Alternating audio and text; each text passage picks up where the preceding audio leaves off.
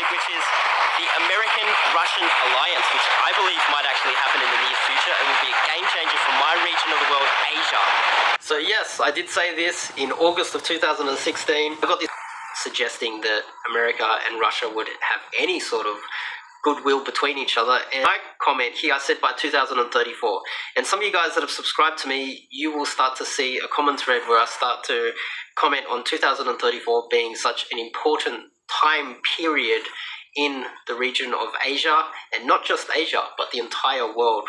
Why do I think that Russia and America will have to become allies? Well, you see, when you look at China, the allies of China, they're all kind of poor. China doesn't really, to be honest, and to look at the facts here, China doesn't really treat its allies very well. North Korea is an ally of China. They're strong, staunch allies.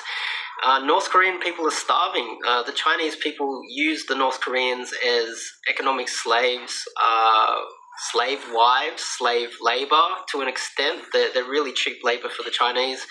They don't look after the North Korean people, and from the reports of the North Korean defectors, they've said that when they get out and go to China, they're treated really badly. So this is part of the reason, but it's far more complicated, and the economy of China is growing, China is expanding, and Russia is backing this militarily.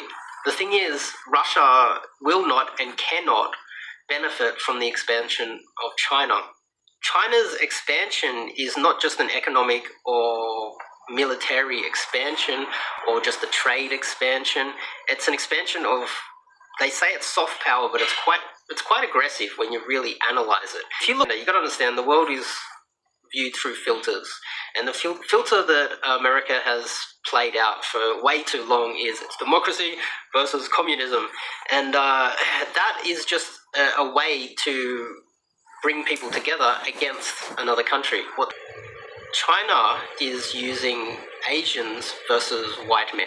That's their battle. So their battle is purely a race battle. It's us Chinese, but it's not just us Chinese, it's us Asian people versus the white men.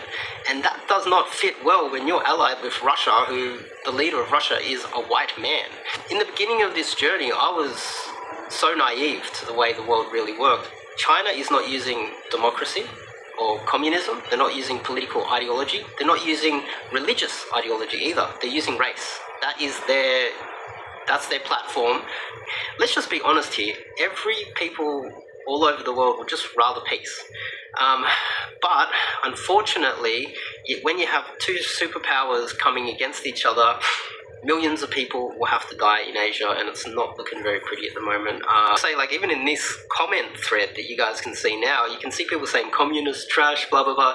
These people are stupid people who have been manipulated by propaganda, and this type of propaganda is outdated, because whether America and Russia become allied before 2034 or after, that would be a very big factor in how the world plays out. If they do it afterwards, it'll be too late, because China will own the world.